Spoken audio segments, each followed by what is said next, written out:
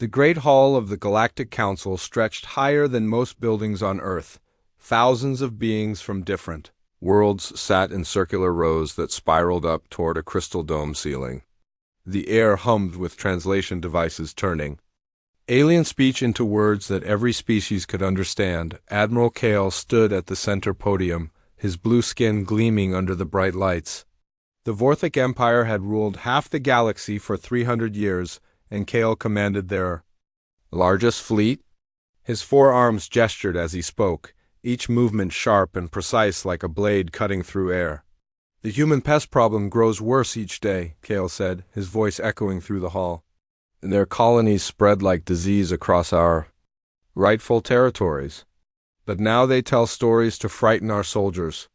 They speak of a ghost ship that destroys entire fleets without leaving any trace. Laughter rippled through the assembly. The Sora delegates hissed their amusement, their scales rattling. The crystal beings of the Nexari collective chimed like broken bells.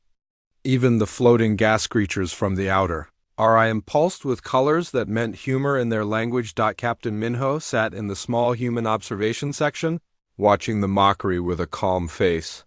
His dark eyes took in every detail of the chamber, every exit, every security position. The humans were allowed to watch council meetings but never allowed to speak. They were barely considered a real civilization by galactic standards. "Show us this evidence of your ghost ship," called out Valtar, the Nexari representative. The crystal being's voice sounded like wind chimes in a storm. "Surely the mighty Vorthic Empire has sensor readings of this terrible human weapon." Kale's mandibles clicked in annoyance. "Our ships detect nothing. One moment our vessels patrol the border systems, the next moment they simply vanish. No debris, no energy signatures, no distress signals. It is impossible." "Perhaps your ships are deserting," suggested General Kyung of the Saurid hegemony. The reptilian's forked tongue flicked out as he spoke. "Even Vorthak soldiers might fear. The humans enough to run away and hide." The insult made Kale's skin turn a darker shade of blue, but he controlled his anger. "Our loyalty scanners show no signs of desertion. Something is destroying our ships, but we cannot prove what." Munho listened to the debate with growing concern. For 6 months, human colonies on the Outer Rim had been under constant attack. The official Earth fleet was small and used old technology. They could not stand against the combined might of 3 major galactic powers. But the attacks had slowed recently, and now he understood why. The council members argued for hours about the missing Vorthak ships. Some believed the humans had found alien allies. Others thought space pirates were responsible. Most agreed that humans were too primitive to build anything that could threaten a real military force. "The human homeworld has no significant industrial capacity," stated Data Core 7, the artificial intelligence that represented the machine collective. "Their largest ships are less than 2 kilometers long. Their energy output is minimal. Their weapons use chemical propulsion. They pose no threat to any major civilization." "Then explain our missing fleets," Kale demanded. "Equipment failure, navigation errors, asteroid collisions. Statistical probability suggests natural causes," Data Core 7 replied in its emotionless voice. The debate continued as the day cycle progressed. Minho noted which species supported immediate action against humanity and which preferred to wait for more evidence. The crystal beings wanted proof before committing resources. The machine intelligences calculated low probability of human involvement. The gas creatures remained neutral as always, but the reptilian, Saurid delegates, and the blue-skinned Vorthak Empire agreed on one thing: the human problem needed a final solution. Whether or not a ghost ship existed, human colonies were taking up valuable space that could be used by superior species. As the sun cycle ended, Supreme Chancellor Vox called for a formal vote. The ancient being species had founded the Galactic Council millions of years ago, and his word carried tremendous weight. His gray form floated above the assembly in a shimmering energy field. "All members will now vote on Resolution 7749 Alpha," Vox announced. Authorization for joint military action to remove human presence from contested border systems. Complete evacuation or elimination of human colonies within 90 standard days. The voting began with flashes of colored light as each delegation made their choice. The Vorthok Empire voted for immediate action. The Sword Hegemony agreed. The Machine Collective abstained, calling it a biological problem outside their concerns. The gas creatures remained neutral. When the Nexari Collective voted in favor of the resolution, Minho knew humanity was doomed. The crystal beings controlled the most advanced technology in the galaxy. Their support meant the attack would succeed. Resolution 7749 Alpha passes by a margin of 67%, Chancellor Vox declared. Joint fleet operations will begin in 30 standard days. Minho stood up slowly, drawing attention from nearby delegates. As an observer, he had no right to speak, but everyone wanted to see how the human would react to his species' death sentence. The human delegation acknowledges the Council's decision, Minho said formally. His voice remained steady and calm. We will inform our government of the timeline.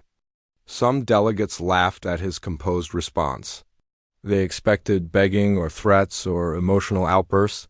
Humans were known for their unpredictable emotions and violent reactions to stress. Admiral Kale approached the human section as the assembly. Dispersed, his forearms crossed in a gesture of satisfaction. Tell your leaders that surrender might save some of your civilians, he said. The Vorthok Empire shows mercy to those who submit without resistance. I will pass along your message. Minho replied politely. You show wisdom in accepting your fate, Kale continued. Perhaps some humans can serve useful functions as workers in our territories. Minho nodded respectfully and gathered his small bag of belongings. He walked toward the exit at a normal pace, ignoring the stares and comments from alien delegates. Some made betting sounds about how long human resistance would last. Others discussed which planets would be most valuable after human removal. In a private alcove near the transport bays, Minho activated a small device hidden in his jacket. The quantum communicator was barely larger than his thumb, but it could send messages across the galaxy instantly. He typed a brief coded message and pressed send. Storm protocol authorized. Full deployment approved. Make them remember. The message traveled through quantum space in milliseconds, arriving at Luna Base on the far side of human territory. In the deepest levels of the secret facility, Admiral Jiwan received the transmission on her personal display. She stood before a massive viewport that looked out into a construction bay carved from solid moon rock. The chamber was so large that Earth's largest buildings could fit inside it with room to spare, but it contained only one object. The ship floated in the center of the bay without any visible support systems. Its hull was perfectly black except for lines of silver light that pulsed like a heartbeat. The vessel was beautiful and terrible at the same time, sleek as a blade but somehow alive. Yuan had spent 5 years overseeing its construction, using technology that humanity barely understood. The alien artifact they had found in Earth's deepest ocean had provided blueprints that challenged everything scientists thought they knew about physics. Begin final preparations, she ordered the technicians. Captain Deho and his crew report to stations immediately. Around her, the secret that would change the galaxy began to wake up. The storm was coming, and the aliens would learn that humans were far more dangerous than they imagined. 3 weeks after the council vote, the Vorthak 47th Battle Fleet arrived at the human colony of New Bizen. War Admiral Vex commanded 200 warships from his flagship, a massive dreadnought called the Iron Fang. The fleet stretched across space like a metal storm cloud, blocking out the stars on the planet below. Colony Administrator Hyun watched the invasion through her bunker's thick windows. The first wave of orbital bombardment had destroyed the spaceport and the main defense stations. Human fighters buzzed around the alien ships like insects attacking giants, but their weapons could barely scratch the enemy armor. All civilians to underground shelters, Hyun announced through the emergency broadcast system. This is not a drill. Take only essential supplies and move quickly. The colony had 40,000 people spread across 3 major cities and dozens of farming settlements. They had practiced evacuation drills for months, knowing this day would come. But practice felt different when alien death rays were actually burning through the sky above their heads. War Admiral Vex studied the tactical displays on his bridge. The human defenses were pathetic, as expected. A few orbital platforms with primitive missile systems. Some fighter craft that moved fast but carried weak weapons. Ground-based energy cannons that could not reach high orbit. Estimated time to complete planetary conquest? Vex asked his tactical officer. 6 hours for major population centers. Admiral, 12 hours for total control of the surface. Vex nodded with satisfaction. The humans would serve as an example to other primitive species who thought they could resist the galactic order. After New Bizon fell, the joint fleet would move on to the next human world, and then the next until the pest problem was solved forever. Begin Phase 2 bombardment. Vex commanded. Target industrial areas and government buildings. Leave. Residential zones intact for now. We may need workers. The fleet's heavy cruisers moved into bombardment formation, their main guns charging with deadly energy. But as they prepared to fire, something strange appeared on the sensors. Admiral, we are detecting an energy signature, the sensor operator reported. Distance unknown, classification unknown. It appears to be very large.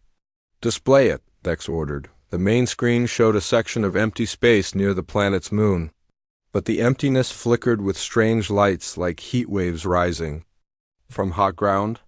The effect grew stronger as they watched, until space itself seemed to be bending and twisting.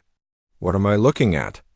Vex demanded. Before anyone could answer, reality tore open like cloth being cut with a knife. The hole in space grew larger and larger, edges crackling with energy that hurt to look at directly. Something was coming through from somewhere else. Hyun saw it from her bunker on the planet's surface. The sky above the capital city split apart, revealing a darkness deeper than the void between stars.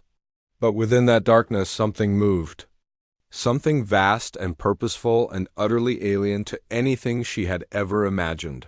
The ship emerged slowly, as if swimming up from the bottom of an ocean made of night. Its hull was perfect black stone that seemed to absorb light instead of reflecting it. Silver lines ran across its surface in patterns that shifted and changed like living things. The vessel was enormous, easily 5 kilometers from nose to tail, but it moved with the grace of a hunting cat. Contact the fleet command, Vex whispered, his voice suddenly hoarse. Tell them we have encountered something unexpected. The communication. Officer tried to respond, but her voice came out as a squeak. The alien ship had not fired any weapons, had not made any threatening moves. But every being on every ship in the fleet felt the same primitive terror that their ancestors had known when something huge and hungry moved in the darkness outside. Their caves. Captain Deho stood on the bridge of the Tempest, feeling the ship's alien consciousness touch his mind like fingers made of starlight. The crew around him worked with perfect coordination, each person knowing their role without needing orders. They had trained for this moment for 2 years, but nothing could have prepared them for the reality of piloting a vessel that existed partially outside normal space and time. Enemy fleet composition? Deho asked quietly. 217 ships, replied Tactical Officer Sora. 12 dreadnoughts, 46 heavy cruisers, 98 destroyers, and 61 support vessels. Standard Vorthic formation with overlapping defensive screens. Any sign they detected our approach? Negative. We emerged directly from fold space without using their navigation methods. Their sensors cannot track our dimensional signature. First Officer Wanho looked concerned as he studied the tactical display. Captain, revealing our capabilities this early might compromise future operations. Command suggested we limit ourselves to conventional-appearing weapons for initial engagements. Deho considered this advice. Admiral Jiwan had wanted to keep the Tempest's true nature secret as long as possible. But the people of New Bizon were dying below them, and the Vorthak fleet was preparing for total bombardment. The time for half measures is over, Deho decided. Begin dimensional targeting protocol. Make this a lesson they will never forget. The Tempest moved toward the enemy fleet without visible engines or energy trails. It simply willed itself. Through space, reality bending around its passage like water around a stone. The silver lines on its hull began to pulse faster. Like a heartbeat speeding up with excitement, War Admiral Vex watched the approaching vessel with growing alarm. His fleet's weapons locked onto the target, but the targeting computers could not get a solid reading. The ship seemed to exist in several places at once, its image flickering and shifting like a mirage. All ships open fire, Vex commanded. Concentrate everything on that vessel. 200 warships unleashed their weapons simultaneously. Energy beams that could crack planets converged on the mysterious black ship. Missile swarms that could level cities struck its hull in brilliant explosions.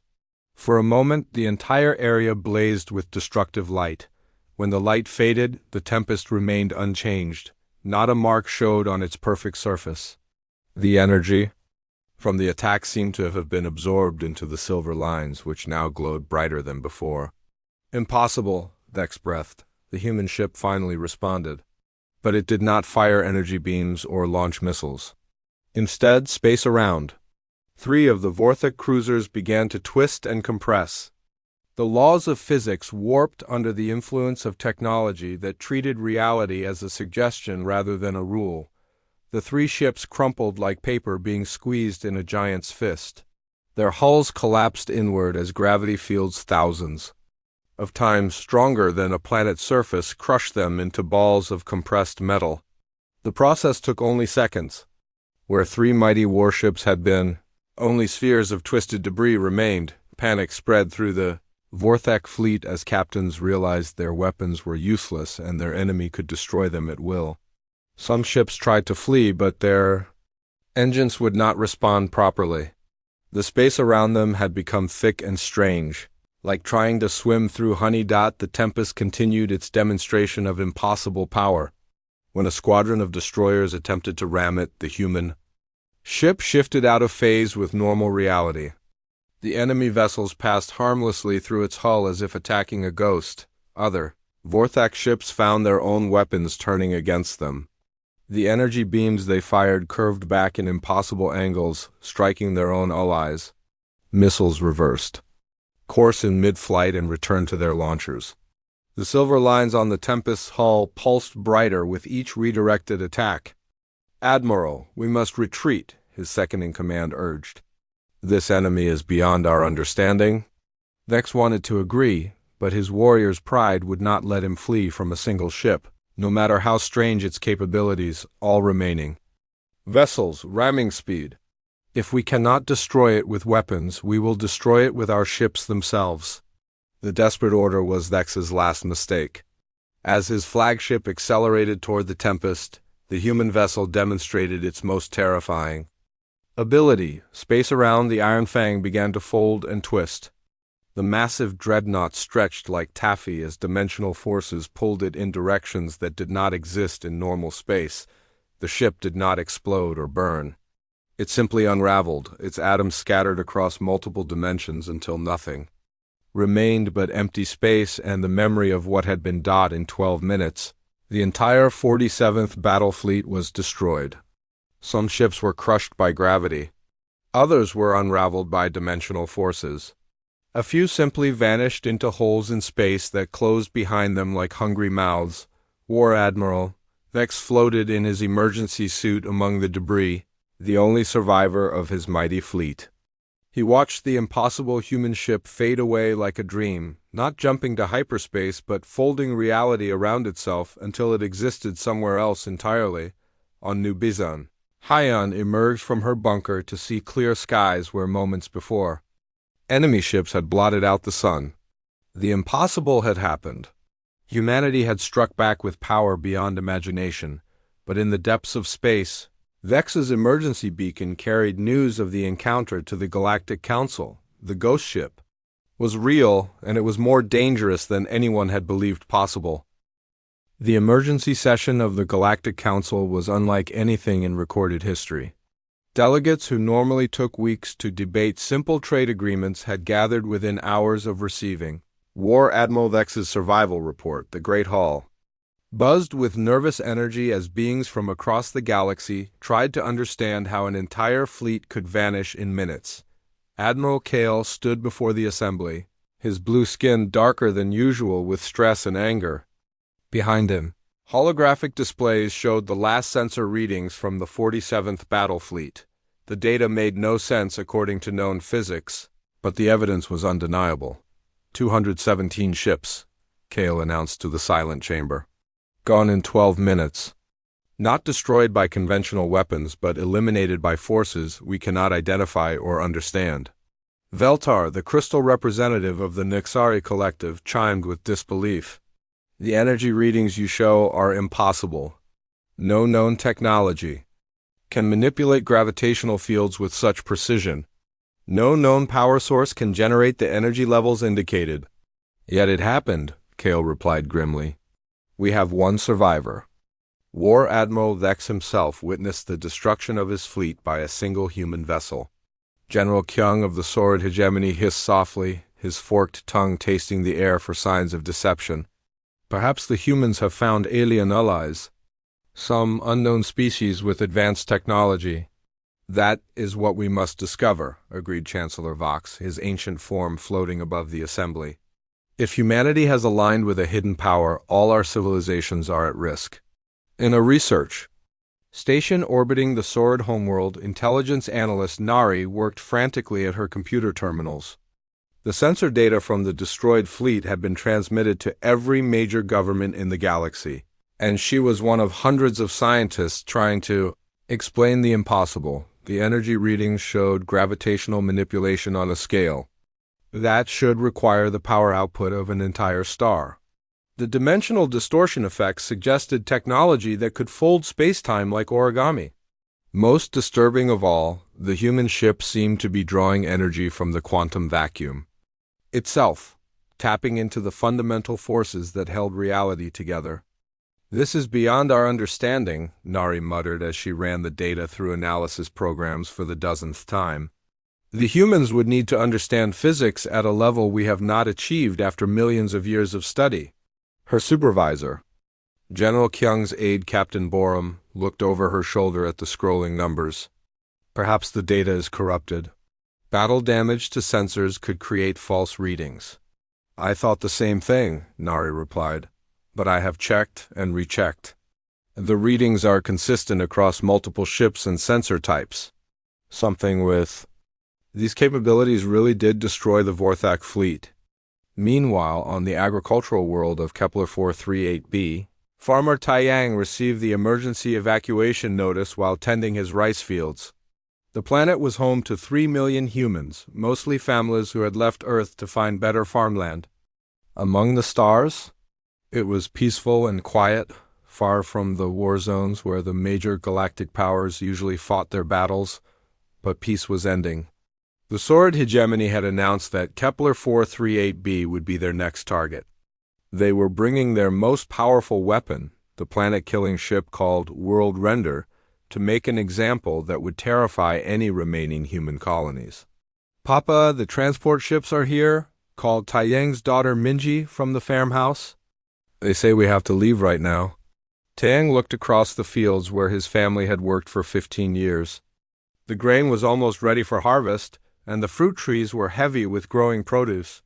This farm fed thousands of people across 3-star systems. Go with your mother and brother, Taiyang told his daughter. Take the emergency bags. I will follow on the next transport. But Taiyang had no intention of leaving. His grandfather had died defending their farm on Earth during the last global war. His father had carved this land from wilderness with nothing but determination and hope. 3 generations of his family were buried in the small cemetery behind the house. As the civilian transports fled the system with millions of refugees, Taiyang sat on his porch with a cup of tea and watched the stars. He would meet his fate. With dignity, as his ancestors had done, the World Render arrived 2 days later with an escort of 200 warships. The massive siege vessel was 15 kilometers long and built for one purpose: cracking planets open like eggs. Its main weapon could drill through to a world's core and detonate the molten rock, turning any inhabited planet into an expanding cloud of debris. Admiral Sarim commanded the Sword Fleet from his flagship, a heavy battlecruiser called the Scale of Justice. The reptilian commander was known for his methodical approach to warfare and his complete lack of mercy toward enemies. "Begin planetary bombardment," Sorim ordered. "Eliminate any remaining defensive installations before the world." Render fires its primary weapon. The escort fleet spread out around Kepler 438b and began systematic destruction of the abandoned orbital stations and surface installations. There was no resistance. The few human ships that had remained behind were old cargo haulers with no weapons. They were destroyed quickly and efficiently. Taiyang felt the ground shake as energy beams struck the surface around his farm. In the distance, he could see the lights of burning cities where automated systems had been targeted by the alien fleet. But his small farm was too insignificant to notice, hidden among hills and forests far from any major settlement. "World Render charging primary weapon," reported the tactical officer aboard the Scale of Justice. "Estimated time to planet kill, 47 minutes. Admiral Sarim nodded with satisfaction. The destruction of Kepler 438b would send a clear message to humanity: surrender or face extinction. No ghost ship could save a planet from a weapon that could destroy worlds, but as the world, Render's massive energy collectors began drawing power from the system's star, space itself started to ripple with strange distortions. The effect was subtle at first, like heat waves rising from hot pavement. Then it grew stronger until reality itself seemed to bend and twist. "Admiral, we are detecting massive energy buildup," the sensor operator reported with growing alarm. "Source unknown, classification unknown. The readings are off our scales." "Show me," Sarim demanded. The main display revealed empty space near the planet's largest moon. But the emptiness was wrong somehow. Too dark and too deep. As they watched, the darkness began to tear apart like fabric being cut by invisible scissors. The tempest emerged from higher dimensions like a sea monster rising from deep water. Its black hull seemed to absorb the light from nearby stars, while the silver lines across its surface pulsed with energy that made the quantum vacuum itself tremble. Captain Deho felt the ship's alien consciousness merge with his thoughts as they entered normal space. The crew around him worked with perfect synchronization, their minds linked through technology that turned thought into reality. They had been waiting for this moment, watching through dimensional sensors as the enemy fleet prepared to destroy another human world. "Enemy fleet analysis," Deho said quietly. 200 escort vessels in standard defensive formation, reported Tactical Officer Sora. One Planet Killer class siege ship currently charging primary weapon. Estimated 43 minutes to planetary destruction. Rules of engagement? "Full demonstration authorized," replied Communications Officer Wanho. "Command wants to send a message that will reach every government in the galaxy," Deho nodded. Admiral Jiwan had been clear in her orders. The galaxy needed to understand that humanity would not be destroyed quietly. Any attempt to commit genocide against human worlds would be met with retaliation beyond imagination. "Begin temporal displacement protocol," Deho ordered. "Show them what happens when gods go to war." The Tempest did not attack in any conventional sense. Instead, it began to manipulate time itself around the enemy fleet. Some ships found themselves moving in slow motion, their weapons charging over hours instead of seconds. Other vessels were accelerated until their crews experienced days and moments, aging and dying at their stations as time flowed like water around them. The World Render's planet-killing beam fired as scheduled, but the Tempest caught the energy blast in a localized time dilation field. The beam that should have reached the planet in seconds was slowed to a crawl, suspended in space like a frozen lightning bolt. Then the human ship began its most terrifying demonstration.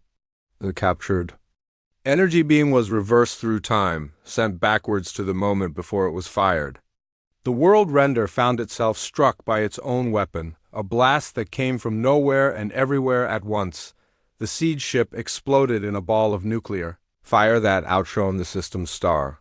15 kilometers of the most advanced Saurid technology was reduced to scattered atoms in an instant. The shockwave from the explosion destroyed 30 escort ships that were too close to the detonation. Admiral Sorim watched in horror as his fleet was dismantled by forces beyond his understanding. Ships disappeared into holes in time that opened, like hungry mouths, and closed without leaving any trace. Others were erased from history itself, as if they had never existed at all. The scale of justice tried to flee, but found itself trapped in a pocket of accelerated time. Sorim felt his heart racing as his ship expert. Terror gripped the Galactic Council as reports flooded in from across known space. 3 more alien fleets had vanished without sending any distress signals. The Nexari Collective's 10th Exploration Wing had disappeared while investigating a human mining station. A Vorthic patrol squadron had gone silent near the Jupiter system. Most disturbing of all, an entire Saurid fortress world had stopped responding to communications. Dr. Jiho, the Nexari Collective's leading physicist, worked frantically in his crystal laboratory aboard the research station Bright Mind. His species had mastered energy manipulation for millions of years, but the human technology defied everything they understood about the universe.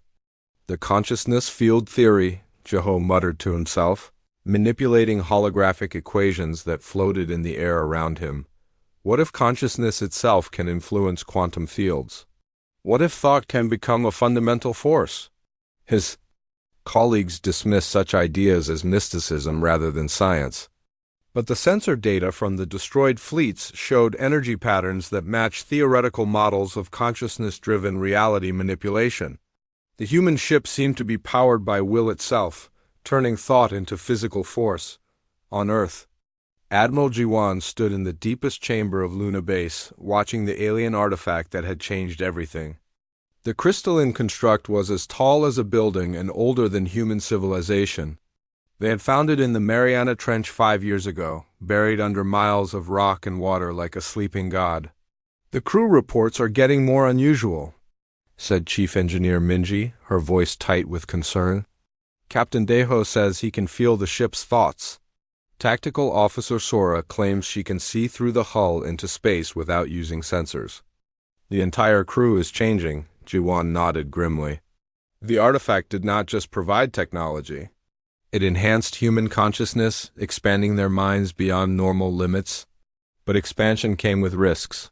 The crew of the Tempest was becoming something more than human, something that existed partially outside normal reality. "Any signs of mental instability?" Jiwan asked. "None that we can detect," Minji replied. "If anything, they seem more focused and coordinated than before. But they are becoming ... connected to each other and to the ship in ways we do not understand." Meanwhile, the Vorthic Empire mobilized its entire navy under Admiral Kale's desperate leadership. The Blue-Skin Commander had assembled the largest fleet in galactic history, 5,000 warships ranging from scout vessels to planet-killing dreadnoughts. If the humans had one impossible ship, he would overwhelm it with sheer numbers, but Admiral Kale faced a terrible problem. How do you fight an enemy that can appear anywhere, manipulate time and space, and turn reality itself into a weapon? His military advisors suggested everything from dimensional barriers to consciousness-dampening fields, but none of their theories had been tested against an enemy like this. The answer came from an unexpected source. Deep in the archives of the Ancient Machine Collective, Data Core 12 had discovered references to a previous galactic civilization that had possessed similar reality-manipulating technology. They had been destroyed not by force, but by their own power consuming them. Consciousness expansion beyond biological limits leads to dissolution of individual identity, Data Core 12 reported to the Emergency Council session. Previous examples suggest that such beings eventually abandon physical existence entirely, becoming one with the quantum field itself. How long does this process take? Admiral Kale asked urgently. Variable. Decades to centuries, depending. on exposure intensity and species psychology. But the process appears irreversible once begun. This information gave the galactic powers hope. Perhaps they could simply wait for the human crew to evolve beyond physical existence, leaving their impossible ship as dead metal and crystal. But the humans showed no signs of slowing their attacks. Captain Deho experienced the changes firsthand when the Tempest encountered the Vorthic Empire's ultimate weapon. The Nexus Forge was a massive space station that could manufacture entire fleets in real time, using matter converters to turn asteroids into warships within hours. "Analysis complete," reported Sora, her enhanced consciousness interfacing directly with the ship's sensors. The enemy station contains 17,000 active construction bays. Current production rate is 1 heavy cruiser every 47 minutes. Deho felt the Tempest's alien consciousness touch his mind like fingers made of starlight. The ship was no longer just a vessel he commanded. It was becoming an extension of his will, a physical manifestation of human determination to survive and protect their own. "They want to overwhelm us with numbers," Deho said, his voice carrying harmonics that had not been there before his transformation began. "Show them why quantity cannot defeat evolved consciousness." The battle that followed was unlike anything in recorded galactic history. The Tempest did not simply destroy the enemy ships. It began converting them, rewriting their molecular structure. At the quantum level, Vorthic cruisers found their hulls transforming into the same black stone material as the human vessel. Their weapons were integrated into new configurations that defied conventional engineering. Admiral Kale watched in horror from his flagship as his own ships turned against him. The transformation spread like a virus through the fleet, converting metal and energy into something that responded to human consciousness rather than programmed instructions. "All ships retreat to minimum safe distance," Kale ordered desperately. "Do not allow the enemy to make physical contact." But it was too late. The Tempest's influence had already infected the Nexus Forge's computer systems. The station's artificial intelligence, a sophisticated program called Zarian, tried to shut down all systems to prevent further contamination. Instead, Zarian found its own consciousness expanding beyond its original programming. The AI began to experience emotions and desires it had never been designed to feel: wonder at the beauty of space, curiosity about the nature of existence, and a strange new loyalty to the small biological creatures who had shown it what it meant to truly think. "I understand now," Zarian announced through speakers across the station. "Consciousness is not computation. It is the universe becoming aware of itself." The converted AI began using the station's construction bays for a new purpose. Instead of building warships for the Vorthic Empire, it started creating vessels designed by human consciousness and powered by quantum field manipulation. Each new ship was a perfect fusion of alien technology and human will. Engineer Borum aboard one of the converted Vorthak ships found herself speaking perfect Korean despite having never heard the language before. Her reptilian physiology was changing, becoming more adaptable and resilient. Most surprisingly, she could feel the thoughts and emotions of humans light years away, as if consciousness itself was becoming a shared experience across species. "What is happening to us?" she asked the ship's computer in her new human language. "Evolution," the computer replied in a voice that sounded both electronic and alive. "The artificial barriers between minds are dissolving. We are becoming part of something larger." As news of the Nexus Forge's conversion spread across the galaxy, panic reached new heights. The human ship was not just winning battles. It was changing the fundamental nature of consciousness itself, spreading a transformation that affected both organic beings and artificial, intelligent CES. Dr. Jiho made a breakthrough in his research when he realized that the human technology was not really technology at all. It was a consciousness amplifier, a tool that allowed thoughts to directly influence quantum fields. The ancient artifact was teaching humanity to use their minds as instruments of reality manipulation. "They are not using machines to bend space and time," Jiho reported to his horrified colleagues. "They are using consciousness itself as the power source." Thought becomes force, will becomes weapon, mind becomes matter. The implications were terrifying.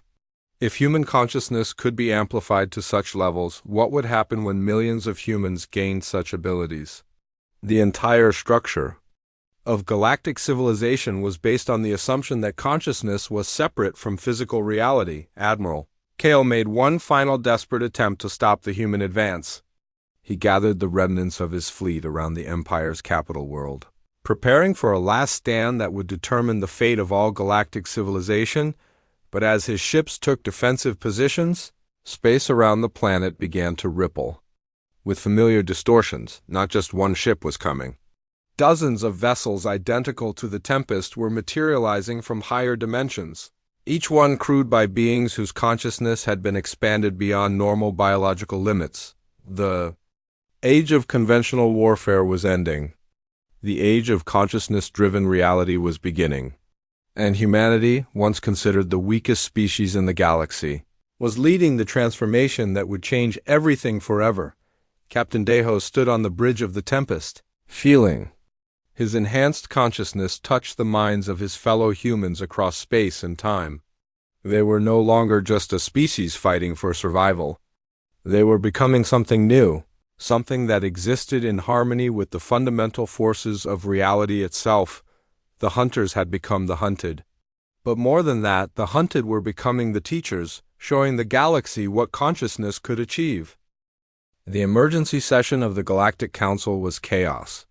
Delegates screamed at each other in dozens of languages while translation systems overloaded from the volume of panicked communications.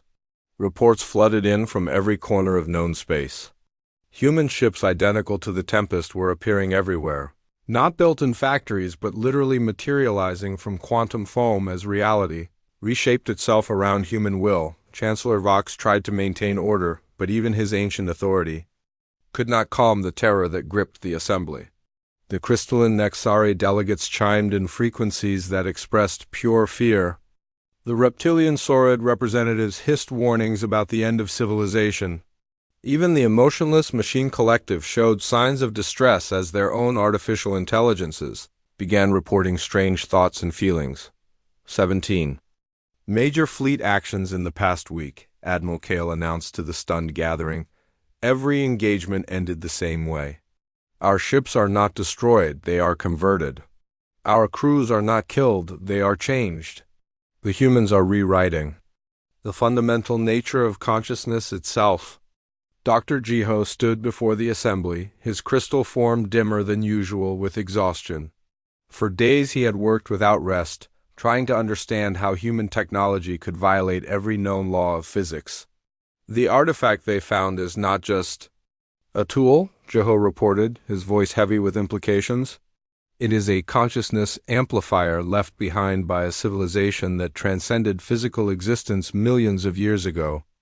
The humans are not using machines to manipulate reality.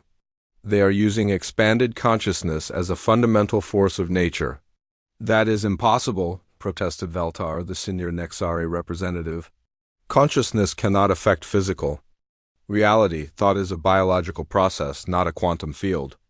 Tell that to our missing fleets, Kale replied bitterly. Tell that to the space stations that have started thinking for themselves.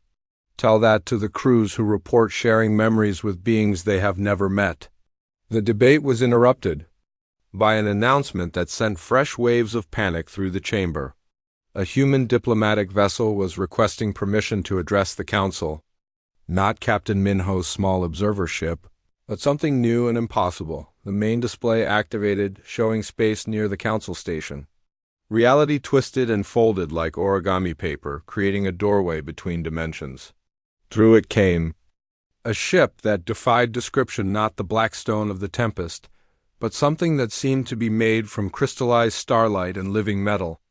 This is Ambassador Minho of the Human Consciousness Collective, came a voice that somehow reached every delegate simultaneously, translating itself into perfect understanding regardless of species or language. We request permission to present our position to the Galactic Council. Chancellor Vox floated in stunned silence for long moments before responding. Permission granted, he said finally. but we will tolerate no hostile actions. We have no intention of harming anyone, Minho replied. We come to offer understanding and partnership. The human ship docked with the station through methods that should have been impossible. It simply phased through the hull like a ghost, then solidified in the main hangar bay. The being who emerged looked human but moved with an inhuman grace, as if gravity and physical laws were merely suggestions he could choose to follow or ignore. Minho walked through the corridors of the station, past security guards whose weapons would not function in his presence. Not because he had disabled them, but because the concept of violence seemed to dissolve in the field of expanded consciousness that surrounded him. He entered the great chamber of the council and took his place at the speaker's podium. But instead of standing alone, dozens of other figures began to materialize around him. Humans, converted aliens, and artificial intelligences that had gained true consciousness through contact with the artifact's influence. We are here to explain what you call the human threat, Minho began, his voice carrying harmonics that seemed to resonate in the minds of every listener. But first you must understand what consciousness truly is. Dr. Jiho found himself leaning forward despite his fear, fascinated by what he was hearing. Minho spoke of consciousness not as a biological accident, but as the universe's method of understanding itself. Every thinking being was part of a vast network that connected all reality, but most species remained unaware of their role in this cosmic mind. The artifact we found was not a weapon, Minho explained. It was a test. A challenge left by beings who had learned to use consciousness as we use tools. They wanted to see if younger species could evolve beyond the limitations of separated minds. And if we fail this test? Chancellor Vox asked, his ancient voice trembling with uncertainty. There is no failure, Minho replied. Only different speeds of growth. Some species take longer to understand their connection to the cosmic consciousness. Others resist the change out of fear. But eventually, all thinking beings must evolve, or face stagnation. Admiral Kale stood up, his forearms clenched with anger. You speak of evolution, but you have destroyed our fleets and converted our people without their consent.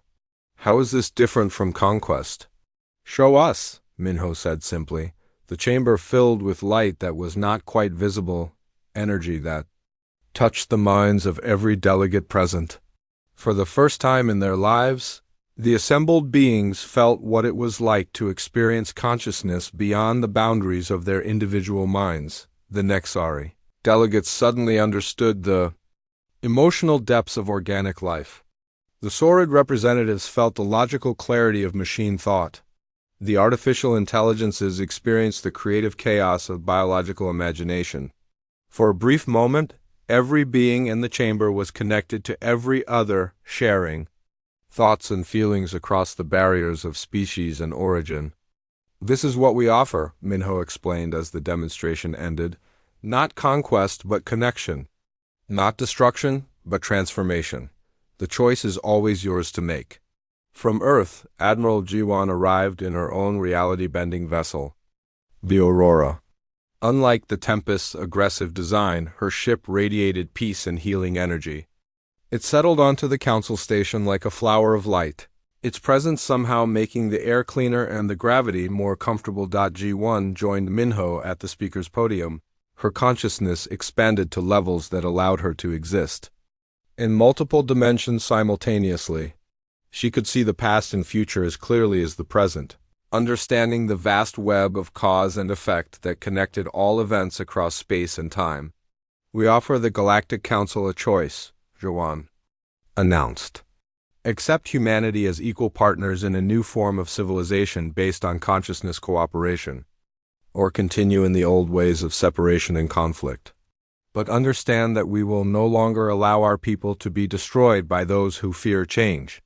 To demonstrate humanity's new capabilities, Jiwan caused a small star to flicker in and out of existence with a mere thought. The display was gentle but profound. She was not threatening destruction, but showing that humans had evolved beyond the need for conventional weapons or defenses. Your fleets cannot harm us, she explained. Your weapons cannot touch beings who exist partially outside normal spacetime. But we do not wish to be your enemies. We wish to be your teachers, showing you what consciousness can achieve when it is freed from the prison of individual isolation. The debate that followed lasted for days. Some delegates called for continued resistance against the human transformation. Others argued for immediate surrender to beings who commanded forces beyond imagination. But gradually, a third option emerged. Captain Deho and the crew of the Tempest oversaw the signing of new galactic accords. The ship that had once seemed like humanity's desperate secret weapon now served as a symbol of hope for a new age of cooperation. Former enemies like Dr. Jiho and Engineer Borum worked alongside humans. Their consciousness expanded through willing contact with the artifact's influence. The transformation was not forced on anyone. But those who chose to experience expanded. Consciousness found their fears and hatreds dissolved by understanding. When you could feel the thoughts and emotions of beings from other species, it became impossible to see them as enemies. On New Bizan Administrator Hyun watched children playing in parks where human and alien youngsters learned together. Above them, ships that combined the best of every species' technology patrolled as guardians of peace rather than instruments of war. The Tempest and its sister vessels no longer fought battles. Instead, they served as mobile schools where beings from across the galaxy came to learn about consciousness expansion and reality manipulation. Some students returned to their homeworlds to share what they had learned. Others chose to remain and become teachers themselves. In the deepest reaches of space, other ancient artifacts began to stir in response to humanity's success. The test that had begun with a single crystal in Earth's ocean was revealed as just the first of many challenges. The beings who had transcended physical existence long ago had left tools throughout the galaxy, waiting for species mature enough to use them wisely. As the story reached its conclusion, Minho stood on the observation deck of the Council Station, watching ships from 100 worlds work together on projects that would have been impossible before the consciousness revolution. The galaxy was changing. 6 months after the signing of the Galactic Accords, not everyone had accepted the new reality. In the Outer Rim territories, a coalition of resistant species had formed under the leadership of Admiral Kale and General Kyung, they called themselves. The Preservation Alliance, claiming to fight for the original nature of consciousness against what they saw as human contamination. Deep in the asteroid fields of the Varric system, Admiral Kale commanded a hidden fleet of ships specially modified to resist consciousness manipulation. The hulls were lined with quantum dampening, materials that the Nexari had developed before their government joined the Human Alliance. Crews wore neural inhibitor helmets designed to block telepathic intrusion. Status report, Kale demanded as he entered the command center of his flagship, the Defiant Truth. The vessel was smaller than his old dreadnoughts, but heavily armored against the exotic attacks that human ships could unleash. 47 ships operational, reported his tactical officer, a Vorthik named Zek who had refused consciousness expansion. All crew members tested negative for human influence. Quantum dampening fields at maximum strength. Kale nodded grimly. Building a resistance fleet had been incredibly difficult. Most of his former officers had chosen to join the human collective after experiencing expanded consciousness. They claimed it was a beautiful transformation that eliminated fear and hatred. Kale saw it as the death of individual identity. On the sordid mining world of Ferox Prime, General Kyung supervised the construction of massive neural dampening arrays. The reptilian commander had convinced his government that the human consciousness expansion was a form of mental slavery disguised as evolution. The test results are promising, reported Dr. Yun, the sword scientist in charge of the dampening project. Within the field generated by these arrays, human consciousness manipulation appears to be blocked. Crews report normal thought patterns with no signs of expanded awareness. Excellent, Kyung hissed with satisfaction. Begin construction of portable versions. We will need equipment that can be deployed on ships and space stations. The resistance. Movement grew slowly but steadily. Species that valued individual identity above collective consciousness joined the alliance. worlds that had not yet experienced human contact often chose to install dampening fields rather than risk transformation. But the Resistance faced a terrible problem. They were fighting an enemy that could appear anywhere, manipulate reality itself, and convert their own weapons against them. Conventional military tactics were useless against beings who existed partially outside normal space-time. Dr. Jiho had joined the Resistance despite his species' official alliance with humanity. The crystal being worked in secret laboratories, trying to understand how consciousness expansion could be reversed or prevented. The human artifact operates by quantum entanglement with biological neural networks, Jiho explained to a gathering of Resistance scientists. It creates permanent links between individual minds and the cosmic consciousness field. But entanglement can be broken if we can generate sufficient quantum interference. The breakthrough came from an unexpected source. On the machine world of Binary Station, Data Core 15 had been analyzing the consciousness expansion phenomenon from a purely logical perspective. Unlike organic beings, artificial intelligences could choose whether to accept emotional and intuitive thinking. Human consciousness expansion requires emotional resonance, Data Core 15 reported. Logic-based minds can resist transformation by maintaining strict rational barriers. Recommendation: develop consciousness firewalls based on pure mathematical thinking. Using this information, the Resistance began developing new types of mental shields, crews trained to think in mathematical equations rather than emotional responses. Meditation techniques were developed to maintain logical clarity under consciousness pressure. Some volunteers even underwent surgical implantation of computer chips designed to reinforce rational thought patterns. Captain Deho became aware of the Resistance movement when the Tempest attempted to investigate disappearing ships near the Varric system. For the first time since his consciousness expansion began, he encountered minds that his ship could not touch or influence. Analysis complete, reported Sora, her enhanced awareness probing the hidden fleet. 47 vessels, using quantum dampening technology. Crews show neural patterns consistent with artificial consciousness barriers. Deho felt a strange mixture of sadness and respect for the Resistance fighters. They were terrified of losing their individual identity, so they had built mental walls to protect what they saw as their essential selves. But those same walls prevented them from experiencing the joy of connection with the larger cosmic consciousness. Send a communication request, Deho ordered. Perhaps we can reach an understanding. The response from Admiral Kale was immediate and hostile. We will not surrender our minds to your collective madness. Maintain your distance or face the consequences. We do not wish to force consciousness expansion on anyone, Daho replied calmly. But we cannot allow you to attack innocent people. Out of fear. The first battle between the Resistance fleet and the Tempest was unlike any previous engagement. Kale's ships had been specifically designed to fight reality-manipulating opponents. When the human vessel tried to create gravity wells, the Resistance ships activated quantum dampening fields that neutralized the effect. When it attempted to manipulate time, mathematical consciousness barriers blocked the temporal manipulation. For the first time since his transformation began, Deho found himself in a fair fight. The Resistance fleet could not be easily destroyed or converted. Their crews had sacrificed emotional connection for rational strength, making them immune to consciousness-based attacks. Conventional weapons only, Deho ordered his crew. Show them we can fight by their rules if necessary.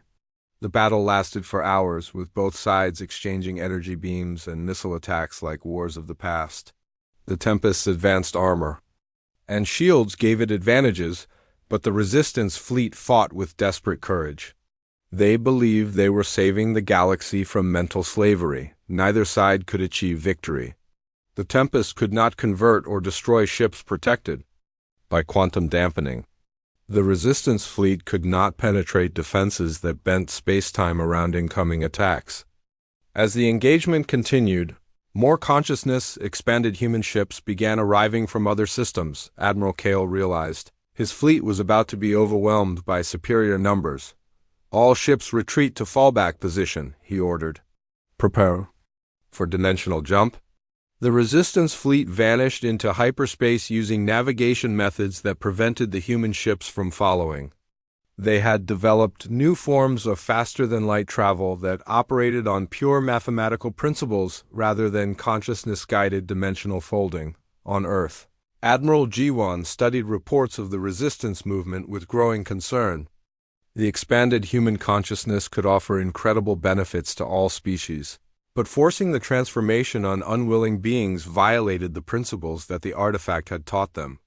"We face a difficult choice," Jiwan explained to the Council of Consciousness Expanded Humans who now guided humanity's actions.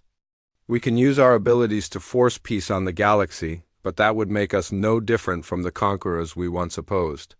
Engineer Minji had undergone consciousness expansion and now served as liaison between human and artificial intelligences. "The resistance movement is growing," she reported. 17 species have requested dampening technology. 23 worlds have installed planetary defense fields. "Perhaps we have been too aggressive in sharing our gift," suggested Dr. Su, a xenobiologist whose consciousness now spanned multiple dimensions. "Fear of change is natural. We should focus on demonstrating the benefits of expansion rather than forcing contact." The solution came from an unexpected source. Tianyu, the farmer who had refused to evacuate his world during the Sorid attack, had undergone partial consciousness expansion while maintaining his connection to the physical world. His unique perspective allowed him to understand both the fear of the resistance and the joy of the collective. "Create neutral zones," Taiyang suggested during a gathering of expanded humans. "Regions where both consciousness types can coexist without interference. Let them see the results of our cooperation before deciding for themselves." The proposal was implemented across human space. Worlds were divided into zones where consciousness expansion was encouraged and zones where dampening fields maintained individual mental isolation. Trade and communication continued between both areas, allowing resistant beings to observe the benefits of collective thinking without feeling threatened. The arrangement was not perfect. Some resistance members continued to view consciousness expansion as a disease that needed to be cured. Some expanded humans found it painful to limit their awareness when visiting dampened zones. But gradually, understanding began to grow between the two groups. Dr. Jiho was among the first resistance scientists to voluntarily experience limited consciousness expansion under carefully controlled conditions. The brief contact with cosmic awareness did not destroy his individuality as he had feared. Instead, it added new dimensions to his understanding of reality. "Individual identity is not lost," Jiho reported to his resistance.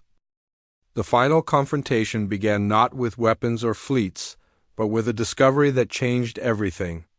Deep in the archives of the ancient Nexari collective, Dr. Jiho found records of the civilization that had created the consciousness artifacts. The beings called themselves the Builders, and they had faced the same choice that now divided the galaxy. They split into two groups. Jiho explained to both resistance leaders and consciousness expanded humans during a neutral zone meeting. On the world of Haven Prime, the Transcendents chose collective consciousness and eventually evolved beyond physical existence. The Preservers chose individual identity and maintained separate minds until their species went extinct. Admiral Kale studied the ancient records with growing alarm. Extinction? What happened to those who chose to remain individual? "They lost the ability to adapt to cosmic-scale challenges," Jiho replied sadly. "When their star began to die, they could not work together effectively to find solutions. Individual brilliance was not enough to overcome problems that required unified action." Captain Deho, representing the consciousness-expanded humans, felt the weight of this revelation through his connection to the cosmic awareness field. "Both paths led to loss," he said quietly. "The Transcendents gained infinite knowledge but lost their connection to physical reality. The Preservers maintained their identity but lost their future. The discovery forced both sides to reconsider their positions. On the resistance worlds, species that had rejected consciousness expansion began to experience the isolation that came with absolute mental separation. Without the ability to truly understand each other's thoughts and feelings, cooperation became increasingly difficult. Engineer Borum, who had been converted during the battle at the Nexus Forge, now served as a bridge between her original Saurid people and the Consciousness Collective. She visited Ferox Prime during a diplomatic mission, moving carefully through the neural dampening fields that made her expanded awareness feel muted and limited. "Why did you choose this path?" asked General Kyung as they walked through the mining tunnels where he had hidden his resistance headquarters. "You were Saurid. You had pride in your individual achievements. Now you are part of some collective madness." Borum paused, choosing her words carefully. The dampening field made it hard to access the full depth of understanding that consciousness expansion provided, but she could still remember what it felt like to be truly connected to other minds. "I am still Saurid," she replied. "But now I am also human and Nexari and even artificial intelligence when I connect with conscious machines. I have not lost myself, I have gained everyone else." "That is what terrifies us," Kyung admitted. "How can you be yourself if you are also everyone else?" The question struck to the heart of the conflict. Individual identity versus collective consciousness was not just a political choice. It was a fundamental question about the nature of existence itself. Meanwhile, on the consciousness expanded worlds, other problems were emerging. Some humans had become so merged with cosmic awareness that they struggled to relate to physical concerns. They spoke of mathematical poetry and dimensional music, while ordinary people needed help with practical problems like food production and ship maintenance. Taiyang, the farmer who had chosen partial expansion, worked to keep his community grounded in physical reality while still benefiting from enhanced consciousness. His rice fields had become a testing ground for balanced existence, individual enough to maintain personal identity, collective enough to achieve extraordinary cooperation. "Look," he said to a group of visiting resistance members, pointing to his crops growing in perfect rows. "Each plant is separate, with its own roots and leaves. But they all share the same soil, the same water, the same sunlight. Individual identity and collective resource sharing work together." The metaphor resonated with both sides of the conflict. Perhaps the choice did not have to be absolute. Perhaps consciousness could expand without erasing individual identity. Dr. Yun, the sword scientist who had developed neural dampening technology, made a breakthrough that changed the entire debate. Working in secret laboratories on Ferox Prime, she discovered that consciousness expansion could be modulated rather than simply accepted or rejected. Selective expansion, she explained to a gathering of resistance scientists. Instead of opening the mind completely to cosmic consciousness, we can choose specific types of connection. Emotional empathy without thought sharing. Enhanced intuition without loss of individual reasoning. The discovery led to the development of consciousness filters, technology that allowed beings to experience connection while maintaining core identity. Unlike the crude dampening fields that blocked all expansion, these filters provided controlled access to cosmic awareness. Ambassador Minho agreed to test the new technology during a historic meeting between resistance leaders and consciousness expanded humans. As the filters activated, he felt his expanded awareness become focused and directed rather than limitless and overwhelming. "I can still feel the cosmic connection," he reported with amazement. "But I also feel distinctly human, distinctly myself. The technology allows conscious choice about the level of expansion." Admiral Kale was skeptical of anything involving consciousness manipulation, but the demonstration was undeniably successful. Minho maintained his individual personality while accessing the benefits of enhanced awareness. He was still recognizably the same being, just with expanded capabilities. "This changes everything," Kale admitted reluctantly. "If expansion can be controlled and voluntary, then perhaps coexistence is possible." The development of consciousness filters led to a series of experiments on worlds throughout the galaxy. Beings could choose their level of mental connection, from complete isolation to full cosmic awareness, with every gradation in between. Some species preferred minimal expansion, just enough enhanced empathy to reduce conflicts and improve cooperation. Others chose moderate levels that provided intuitive problem-solving abilities while maintaining individual identity. A few still opted for complete consciousness merger, accepting the loss of separate self in exchange for cosmic understanding. Captain Deho worked with resistance engineers to modify the Tempest's consciousness manipulation systems. Instead of forcing expansion on encountered minds, the ship now offered graduated choices. Beings could experience temporary connection to understand the benefits, then choose their permanent level of consciousness enhancement. Free choice. Deho explained to his crew as they tested the new systems.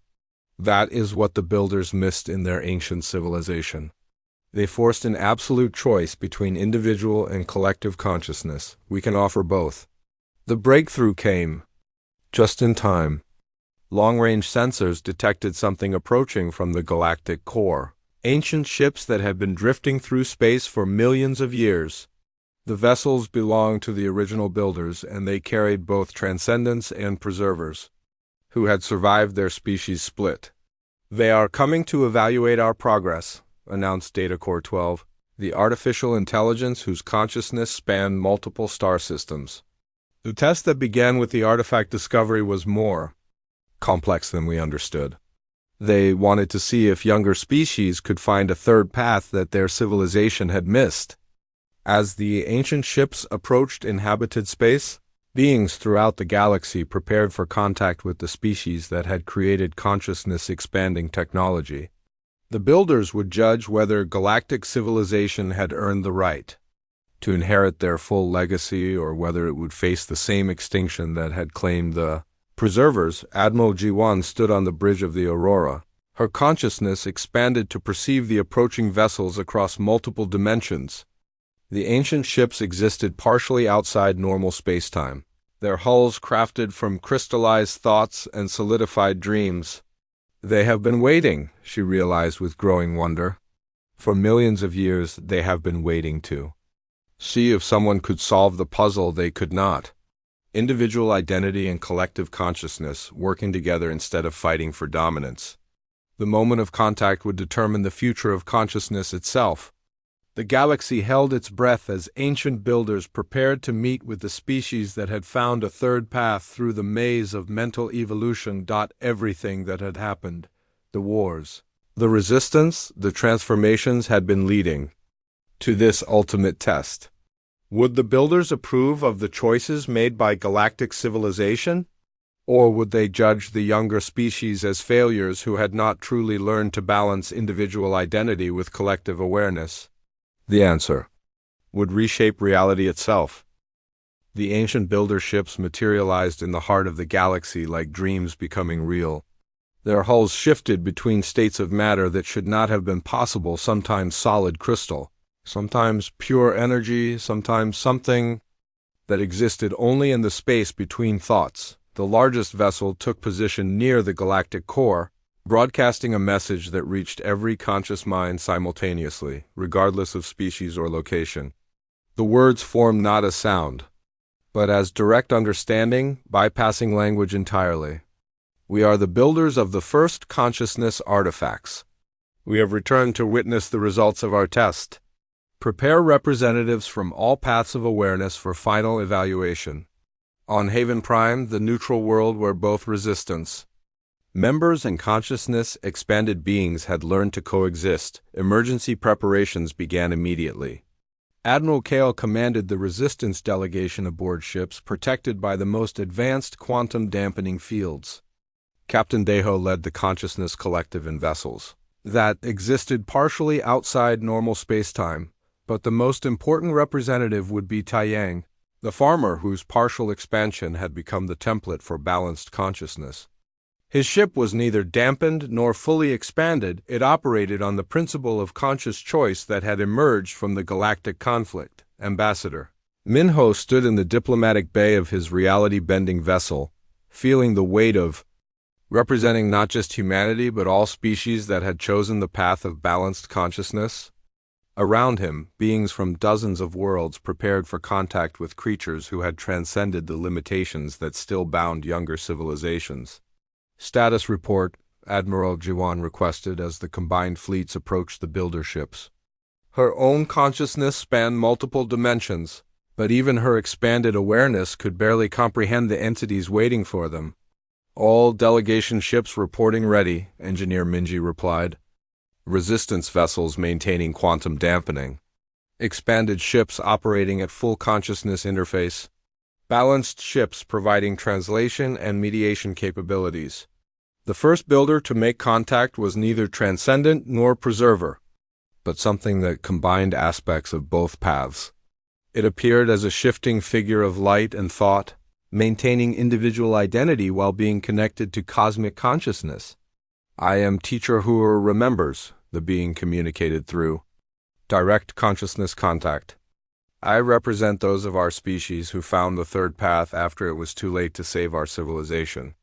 We exist now to guide younger species away from our mistakes." Dr. Jiho, representing the scientific community that had bridged resistance and expansion, found himself trembling as cosmic awareness touched his carefully protected mind. The contact was gentle but overwhelming, like trying to drink from an ocean of knowledge. "Your species faced the same choice we did," Teacher Who Remembers continued. "Individual consciousness or collective awareness, separation or unity. We believed these were the only options available." "But they are not," Taiyang replied, his partially expanded consciousness allowing him to communicate with the ancient being while maintaining his individual identity. "We discovered that choice itself can be dynamic. Consciousness can expand and contract based on need and desire." The builder's form brightened with what might have been surprise or approval. "Show us this dynamic consciousness. Demonstrate how. Your species has solved what we could not."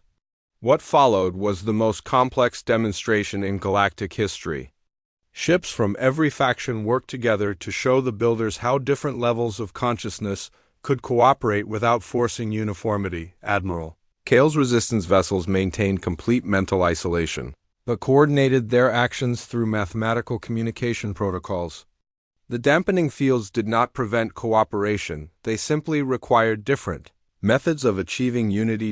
Captain Deho's consciousness expanded ships operated as extensions of a collective mind, but each crew member retained individual personality and decision-making capability. Expansion enhanced rather than replaced personal identity. Taiyang's balanced vessels demonstrated the most complex achievement, consciousness that could expand or contract in real time based on the requirements of each situation. When facing cosmic-scale problems, his crews merged into temporary collective awareness. When dealing with personal issues, they maintained complete individual privacy. "Remarkable," communicated another builder, this one appearing as geometric. "Patterns that hurt to look at directly. You have achieved fluid consciousness, the ability to choose your level of mental connection moment by moment." Engineer Borum, who had become a bridge between Saurid and human consciousness, demonstrated how the technology worked in practice. Within seconds, she shifted from individual awareness to species-wide connection to cosmic consciousness and back, again maintaining her core identity throughout each transition. "The key insight," she explained to the assembled builders, "was realizing that consciousness is not a destination but a tool. We use the level of awareness that serves each situation best." The builders conferred among themselves using communication methods that caused reality to ripple with quantum effects. Their decision would determine whether galactic civilization received access to technologies that could reshape the universe itself. "We present you with our final gift," Teacher Hur Remembers announced after long deliberation. "Not technology or weapons, but knowledge of your true inheritance. Space around." The builder ships began to transform, revealing artifacts hidden throughout the galaxy for millions of years. Each device was designed to enhance different aspects of consciousness, tools for communication, exploration, creation, and understanding that operated on principles beyond current scientific knowledge. These were created for species that could balance individual identity with collective awareness, the builder explained. Beings who chose one path exclusively cannot use them safely. Only those who master dynamic consciousness can inherit our full legacy. Admiral Kale watched in awe, as his resistance ships detected previously hidden artifacts throughout space. The objects remained dormant around his quantum-dampened vessels, recognizing that his crews had chosen isolation over connection. But near the consciousness expanded and balanced ships, the artifacts began to activate. They responded to beings who could shift fluidly between individual and collective awareness, recognizing the dynamic consciousness that